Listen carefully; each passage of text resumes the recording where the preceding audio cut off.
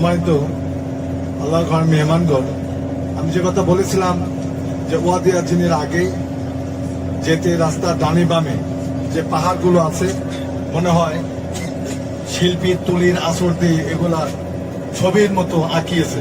আপনারা ইতিমধ্যে দেখতে পাচ্ছেন রাস্তার ডানে এবং বামে এই পাহাড়গুলো ঠিক ওই রকমই, এত সুন্দর করে আল্লাহ তাআলা চমৎকার, একেবারে মনে হচ্ছে যে কোনো শিল্পী যেন তার তুলির আঁচড়ে এগুলা সুন্দর করে সাজিয়েছেন।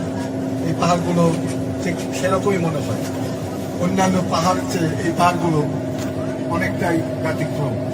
তো এই কথাটাই আমি আপনাদেরকে বলেছিলাম যে এই পাহাড়গুলো দেখলে আপনাদের অনেক ভালো লাগবে, চোখের দৃষ্টিনন্দন হবে। এ দেখেন বামে যে পাহাড়গুলো দেখতে পাচ্ছেন কত সুন্দর, সামনে বামে ডানে যে একটা পাহাড় দেখতে পাচ্ছেন, বাড়ির পালার মতো। আবার সামনে একটা দেখতে পাচ্ছেন মনে হচ্ছে টিনের ঘরের মতো চারচালা করে রাখছে আল্লাহ তাআলা। আমরা কাছাকাছি চলে আসছি, এখন আমরা নামবো। নেমে বেশি সময় আমরা এখানে দেবো না, যেহেতু আমাদের সামনে জোহরের নামাজ আছে, আরো বহুত পাহাড় আছে। এই জন্য এখান থেকে যত তাড়াতাড়ি আমরা বের হতে পারবো ততটা আমার জন্য লাভ হবে।